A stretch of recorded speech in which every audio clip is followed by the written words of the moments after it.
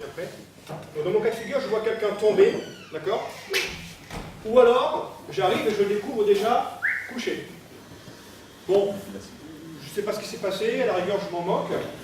Et on parlera des symptômes. Hein. Donc, première chose à faire, bon, on va, avant d'appeler les secours, hein, on va justement porter secours, on va porter assistance, on va voir ce qui se passe, et puis après, appeler les pompiers ou le SAMU. Ok? Alors, là, je ressors juste 30 secondes de l'arrêt cardiaque pour vous parler en matière de secourisme, en règle générale, quel que soit l'incident ou l'accident. Avant de faire quoi que ce soit, il y a une notion qui est fondamentale, c'est la notion de protection. D'accord? Donc là, je vais intervenir. Évidemment, je suis un peu stressé. Bon, je vais, parce que... Mais, et puis du coup, je suis en train de travailler, en train de mettre, je sais pas moi, le drapeau là, pour fêter le centenaire de la Première Guerre mondiale. L'eau qui tombe, j'y vais, et puis évidemment, étant un peu nerveux, je fais pas attention. Mais je me prends les pieds dans... Qu'est-ce qu'il a dit louper, c'est dommage. Je me prends les pieds dans ma caisse à outils, ou dans le trottoir, ou la table, j'arrive, il y a un câble électrique, je ne l'ai pas vu, je trébuche, il y a des tas de dangers. Donc, règle numéro 1, faites attention quand vous intervenez, de ne pas vous mettre en péril. C'est ce qu'on appelle aussi le suraccident. Il y en a déjà un, donc attention à vous, surtout en situation un peu de stress, d'accord? Donc, règle numéro 1, attention à vous, ne vous prenez pas les pieds dans le tapis. Hein, pareil, vous voyez un enfant tomber de l'autre côté de la route, vous traversez, et puis il y a un vélo, alors vous n'avez pas entendu, forcément c'est un vélo, et puis il vous percute. Donc faites attention à vous, règle numéro 1. Et règle numéro 2, c'est valable pour la victime. Vous arrivez, il y a un danger. Alors il n'y a pas de définition pour danger, plutôt un cutter, un câble électrique, une perceuse, même si ça ne marche pas. Hein. Donc dans la mesure du possible, avec le pied bien sûr, vous dégagez le danger. Là je vois un câble, a priori c'est une rallonge, a priori elle n'est pas branchée, a priori, elle n'est pas dangereuse. A priori, ça fait déjà 3-4 a priori. Hein. Donc ça, on dégage. Donc je vais pousser l'objet. Même si c'est a priori pas dangereux, de toute façon, ça va me gêner. Et quant à... est-ce que ça a un lien avec l'accident? C'est les secouristes hein, qui vont faire leur enquête. Moi, je ne suis pas enquêteur. Hein. Moi, je suis simplement là pour appeler les secours. Et puis pour voir si je peux faire un massage ou s'il y a lieu de le faire. Donc vous dégagez le danger avec le pied. Si vous ne pouvez pas écarter le danger, vous pouvez exceptionnellement déplacer la victime. En général, c'est bien sûr déconseillé. Mais là, si vous ne pouvez pas écarter le danger, un danger imminent, immédiat, réel, d'accord? Genre, il y a le feu, ou il y a du fuite de gaz, mais vraiment, vous sentez, c'est on reste là, et si mon téléphone sonne, on va péter, là, c'est possible. Ou il y a un faux plafond qui se... D'accord? Là, vous pouvez déplacer la victime. Alors, vous la prenez sous les aisselles, d'accord? Avec une jambe en avant, une jambe en arrière, et puis vous la tirez en arrière, vous la dégagez, ou par les poignets, d'accord? Et si vous n'avez pas le choix, c'est pas l'idéal, mais à défaut, on fait par les chevilles, d'accord, pour le soustraire. Bon, là j'arrive, il n'y a pas de danger particulier, ok. Bon, je me mets à genoux avant d'appeler les secours. Je me mets à genoux, bon, j'ai pas l'impression qu'ils soient très conscients, mais peu importe. Je me mets à genoux, 2 questions, pas 3, pas 4, 2. Première question, est-ce qu'il est conscient? Question numéro 2, est-ce qu'il... Bien, jeune homme. Oh, pompier, toi? Futur pompier? D'accord? Est-ce qu'il est conscient? Est-ce qu'il respire? C'est tout. Tout le reste, hein.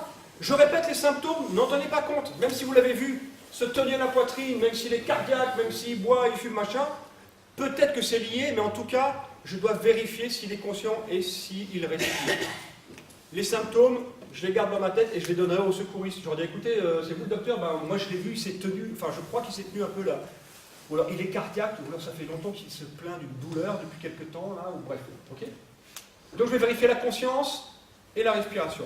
Pour vérifier la conscience, très simple, on va un petit peu le secouer et voir s'il réagit au niveau de ses yeux, de sa bouche et le côté sensoriel, les mains. Bon là en l'occurrence... Les manchots. Bon bah il y aurait un... Ouais mais il y aurait un cobaye... il y aurait Adriana mais elle n'a pas voulu. Alors... Donc ça va être très simple, on va un petit peu le solliciter, voir si j'ai une réponse de sa part. Monsieur, vous m'entendez là? Oh, vous pouvez ouvrir les yeux ou la bouche? Vous pouvez me serrer les mains là? Monsieur! Oh, t'as vu ça? Rien. J'ai secoué, crié, touché les mains, rien. Le visage n'a pas bougé, les mains sont restées molles. Ça confirme ce que je pensais parce que je m'en doutais. Mais là, je suis sûr, il est inconscient. D'accord? Deuxième et dernière question, est-ce qu'il respire?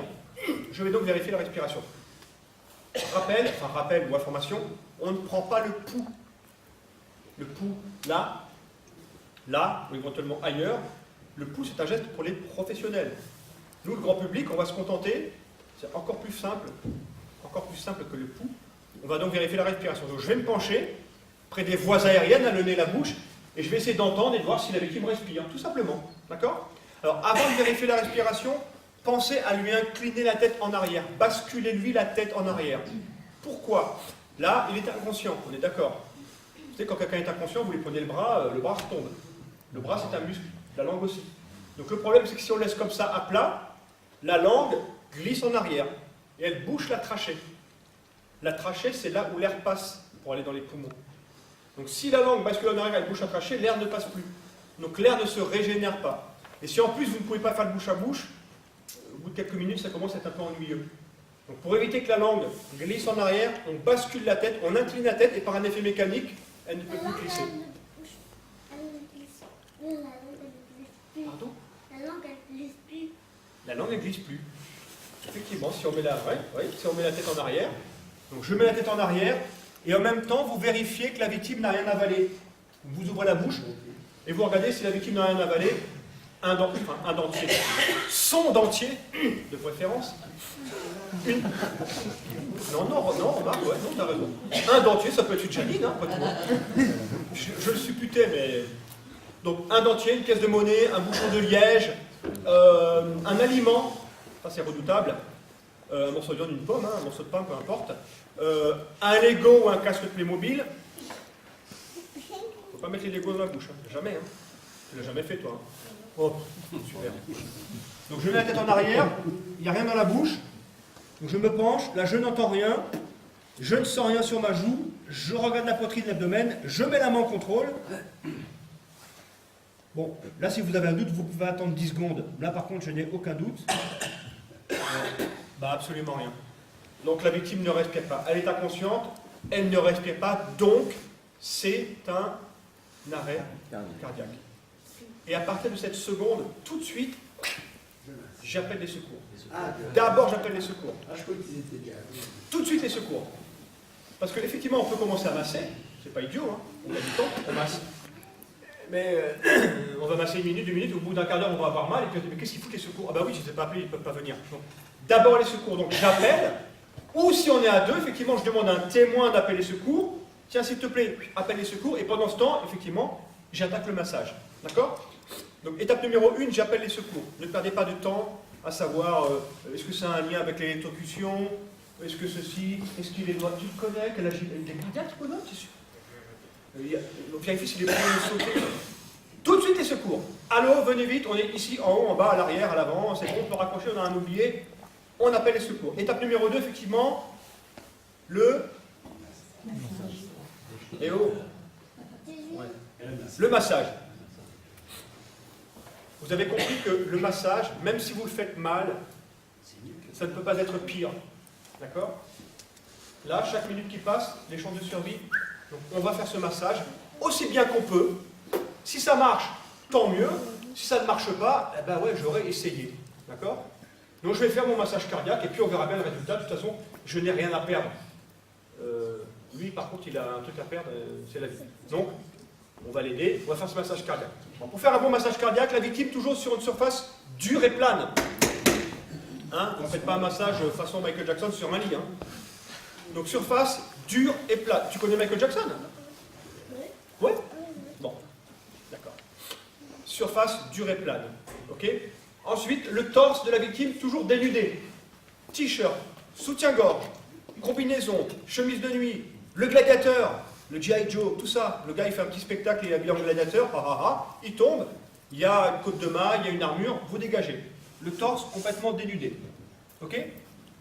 Question suivante. Où va-t-on appuyer? Au milieu de la poitrine. Au milieu de la poitrine. Je vais vous montrer. Donc, vous tirez un trait imaginaire au niveau de la poitrine, là. Un autre trait imaginaire où se trouvent en général les boutons ou les fermetures. Et donc, c'est à l'intersection des deux que vous allez appuyer. Ok? Donc, un trait ici, un trait là. C'est l'intersection des deux. Là, donc c'est pile au milieu. Tout le monde a bien vu? Un trait ici, un trait là, au milieu. Bonne nouvelle, c'est le même emplacement pour tout le monde. Homme, femme, enfant. Enfant, c'est entre 1 an et 8 ans. Et nourrisson, entre 0 et 1 an. D'accord? Donc, même emplacement pour tout le monde. Même d'ailleurs si la victime a une cicatrice. Parce qu'on pourrait se dire, ah mais attends, il a une cicatrice là, il faut quand même appuyer. Bah ouais, le cœur il n'a pas été déplacé derrière, hein, le cœur est toujours là. D'accord? Donc un trait ici, un trait là, et on va pomper à la place du cœur.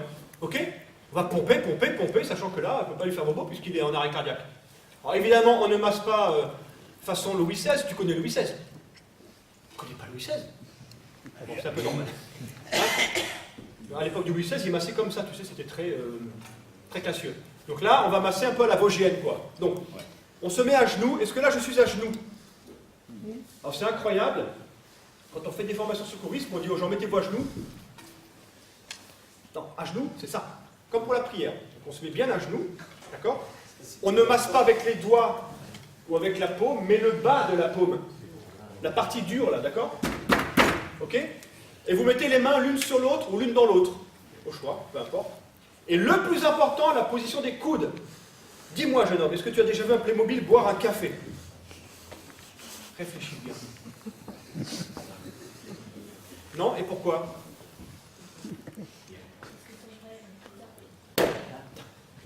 Notre jeunesse. Quand je sais que tu perds à notre retraite, je suis content maintenant. Parce que, effectivement, le Playmobil ne peut pas boire de café, ou même de picon, parce qu'il n'a pas de coude. Ah ouais, le Playmobil est comme un marcheur de la Mérus. Vous voyez, le Playmobil est comme ça.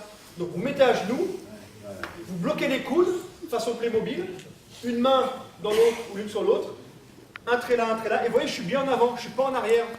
Je suis en avant, mon regard porte ici au niveau des côtes, et donc j'utilise le poids de mon super torse, super costaud.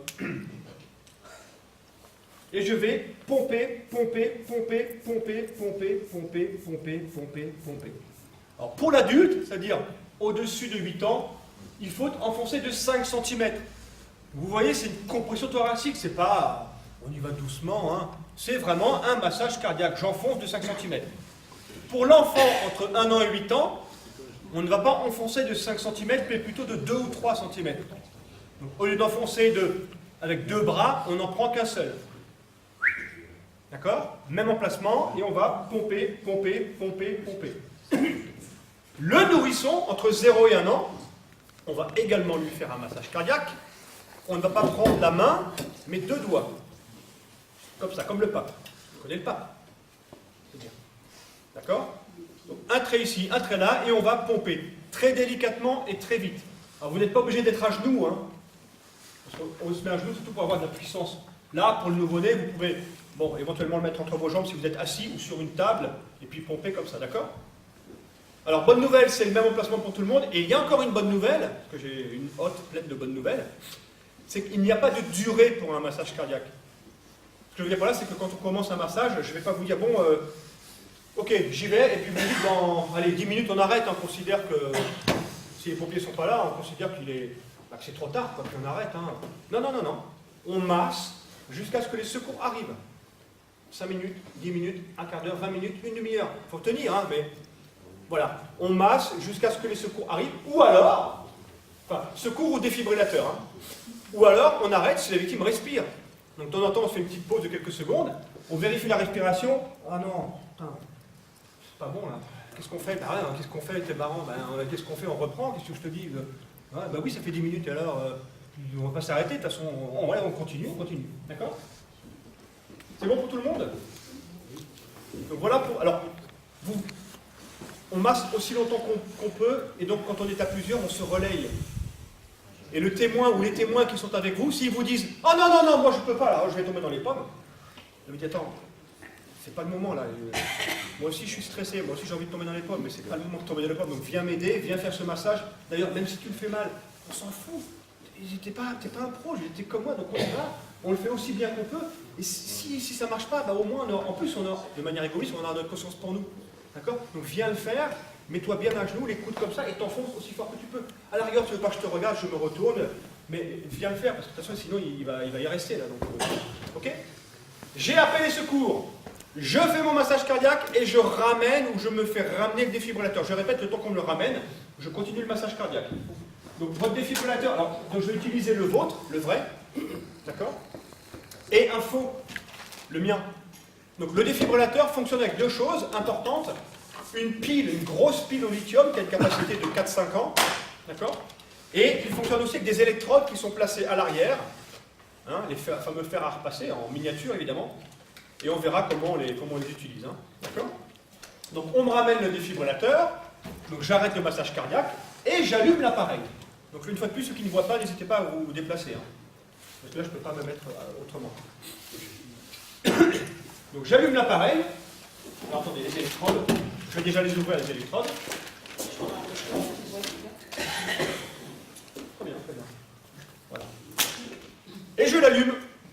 J'espère qu'il va se passer un truc parce que moi je suis stressé, les pompiers ne sont pas là, donc c'est le 1, je ne sais même pas si j'ai bien fait, bref, je l'allume et on va bien voir ce qu'on va voir.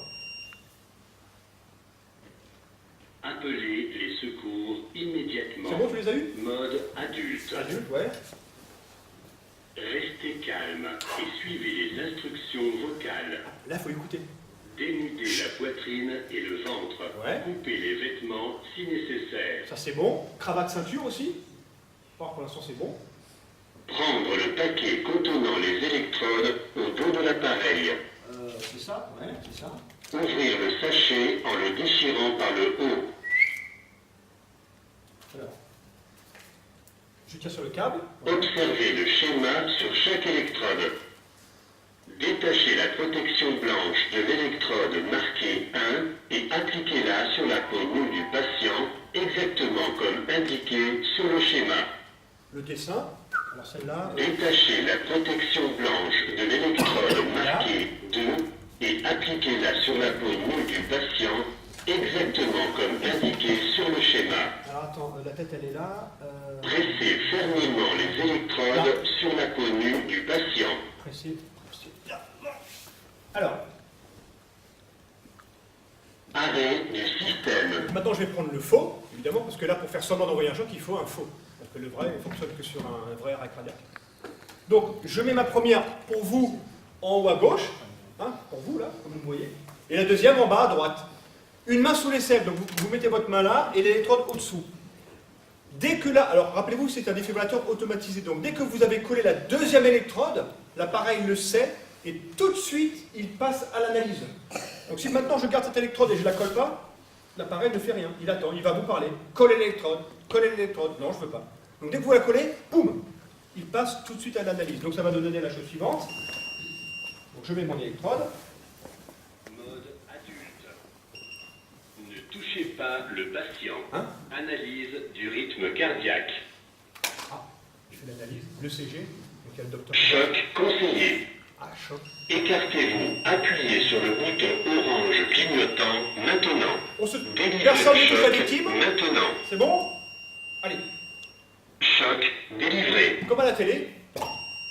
Commencez la réanimation cardio-respiratoire Ramasser 2 minutes. maintenant. Appuyez sur le bouton bleu clignotant pour obtenir les instructions d'aide à la réanimation cardio-respiratoire. Oh ouais, c'est pas mal ça. Premier. Alors, ce que je ne vous avais pas dit, c'est que pour faire un bon massage cardiaque, il y a un rythme et un nombre. Le rythme, il vous est donné par le métronome. Et le Arrêt nombre... du système. Pourquoi est-ce que l'on éteint là? Pardon, je l'ai éteint sans faire exprès. Hein. Donc ça me permet de vous dire que...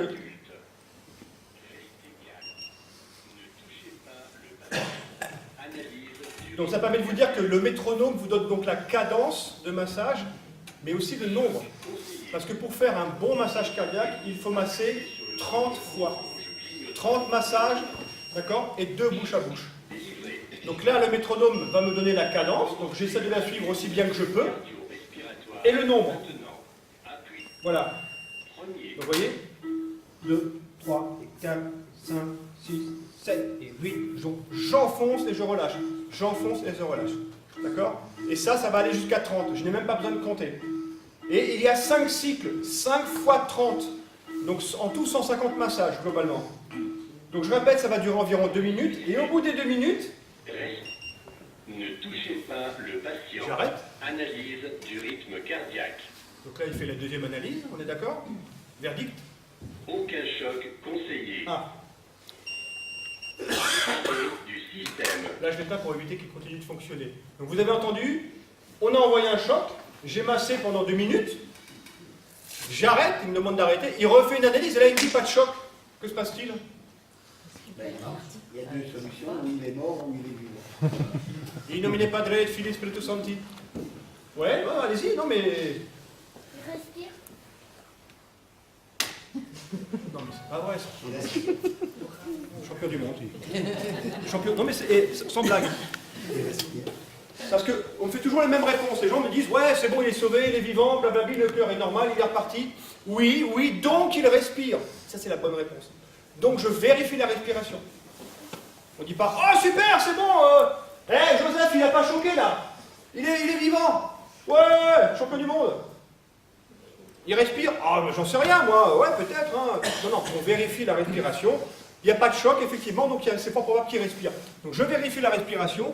Donc je t'ai montré comment on faisait. On se penche. Ah ouais. Ah, effectivement, oui, tu as raison. Elle dit donc bien vu. Effectivement, il respire. Donc il est sauvé.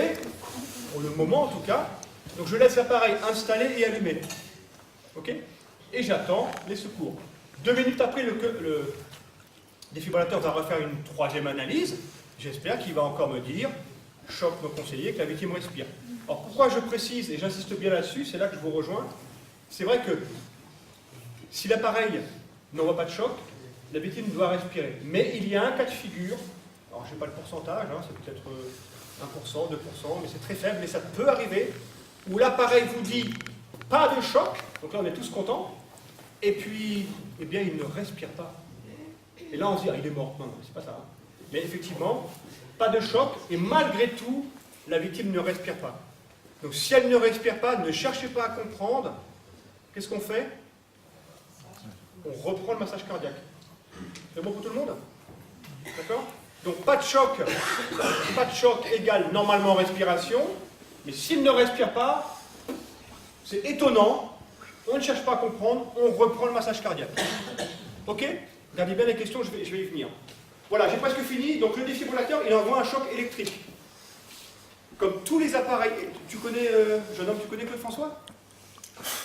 Ah, attends. Il connaît Michael Jackson, il ne connaît pas Claude François. Là, c'est pas bon. Claude François, c'est... C'était pas mal. Bon, bref. Donc comme tous les appareils électriques, rappelez-vous Claude François, il n'aime pas l'eau, le défibrillateur. Donc vous ne mettez pas... Enfin, vous n'utilisez pas le défibrillateur si la victime elle est sur une surface mouillée. Mais je parle vraiment, vous sortez de l'eau, il y a la salle de bain, il y a la piscine, il y a une petite flaque d'eau. Maintenant, si la victime a un peu transpiré parce qu'elle a fait un footing, vous prenez une compresse ou un linge pour essuyer, et pour coller les électrodes. Mais il ne faut vraiment pas qu'elle soit le dos dans de l'eau, dans une flaque d'eau. Surface sèche. Donc, surface non métallique. Surface dure, c'est pour le massage cardiaque, ouais. Donc, surface sèche. Surface non métallique. Le métal est conducteur. Donc, si la victime elle est sur une plaque d'égout, on la met à côté. D'accord? Femme enceinte, on utilise le défibrillateur. Parce que si on ne fait rien, maman et bébé, toutes les minutes, 10% en moins de chances de survie. Et je ne vous parle pas des séquelles. Ok? Femme enceinte, on utilise. La victime est porteuse d'un pacemaker ou d'un défibrillateur implanté, puisque ça existe, on utilise le défibrillateur. D'accord? Alors comment on le sait? C'est pour ça qu'on met la victime torse nu, notamment, et d'autres raisons, mais c'est aussi pour ça qu'on la met torse nu. Quand vous allez la mettre torse nu, la victime, vous allez voir, il y a 2 emplacements pour un pacemaker, il n'y en a pas 3. C'est ici ou là. D'accord? Donc, si vous voyez ici une bosse avec une cicatrice, on n'en tient pas compte. Par contre, si la bosse, elle est là, alors c'est un petit peu ennuyeux parce que comme par là, c'est l'endroit où tu colles l'électrode. Donc au lieu de la mettre sur la bosse avec la cicatrice, vous la mettez 1 cm au-dessous. Ok? Donc on aura une diagonale moins prononcée, mais on aura quand même une diagonale. D'accord? Donc femme enceinte on utilise, pacemaker on utilise. Je ne sais même pas si je te pose la question. 1 cm en dessous, mais le courant est très large aussi. Vous avez la cicatrice là. Oui. Comment on fait pour coller? Vous la mettez comme ça. D'accord, on la descend. 1 cm. Vous pouvez la mettre dans tous les sens, hein, c'est pas... Donc oui, ça fait plus qu'un centimètre. en fait, On peut la mettre, ouais. ouais. Elles sont très grandes, c'est pour ça que... Je vais encore te poser une question, mais je connais la réponse. Tu connais pas Demis Rousseau, non? Bon, ça va, oui, bon, je peux dire une référence, ça va. C'était un, non, il est toujours vivant. C'est un super chant, enfin super. Il chantait des chansons. Bref, ah oui, Chabal, tu connais Chabal? Rugbyman. Non? Chewbacca dans la Guerre des Étoiles, tu connais? Non? Bon, Guerre des Étoiles, c'est quand tu rentres en 3 heures de Guerre des Étoiles. Hein.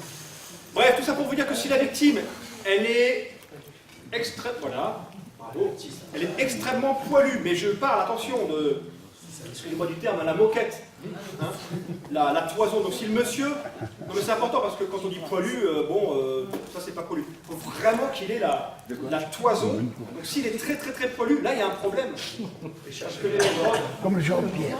Ça marche pas, ça tient pas. Hein. l'électrode ne colle pas à la peau. Donc l'analyse qui passe par les électrodes et le choc seront difficiles, voire impossibles. Donc si la victime, elle est très poilue, il faut raser. D'accord? Donc vous avez dans le boîtier du défibrillateur cette trousse de secours avec à l'intérieur ciseaux, des ciseaux spéciaux pour les habits. Hein. D'accord? Donc ciseaux, gants, compresses, un rasoir. D'accord? Mais aussi un masque bouche à bouche. Parce que le bouche à bouche, on est tous d'accord. Pratiquement tout le monde est d'accord pour dire que bon, si vous ne le faites pas, c'est pas trop grave. Il faut masser. Bon, bouche à bouche, tu le fais tant mieux, tu le fais pas, bon allez. Mais imaginez dans la réalité, vous arrivez, vous dites bon, j'ai compris qu'il fallait faire un massage, parce que même si je lui pète les côtes, je m'en fous, ça va être pire que l'arrêt cardiaque, donc je vais lui faire le massage, mais je veux lui faire un bouche à bouche, parce que si je ne lui fais pas le bouche à bouche et qu'il meurt, eh ben, je vais me dire que, pas que c'est de ma faute, mais je vais me dire que c'est peut-être que si je l'avais fait, il serait plus grave. Donc je vais culpabiliser. Donc je veux faire le bouche à bouche, mais là... Pas moyen. Ah, pas moyen. Pas moyen. Pas moyen de faire le bouche à bouche. Hein? C'est pas Adriana, c'est Joseph. Non mais je veux dire, il y a du sang, il y a de la bave, ou la vie, voilà, et il peut y avoir des freins, vraiment. Et là, vous coincez, vous dites, mince, qu'est-ce que je fais là? Je commence à paniquer, vous dites, je veux pas, mais... Donc vous prenez ce masque, vous le mettez sur la bouche de la victime, et ça va bien vous protéger de la bouche de la victime, d'accord? Ok? Voilà, j'ai pas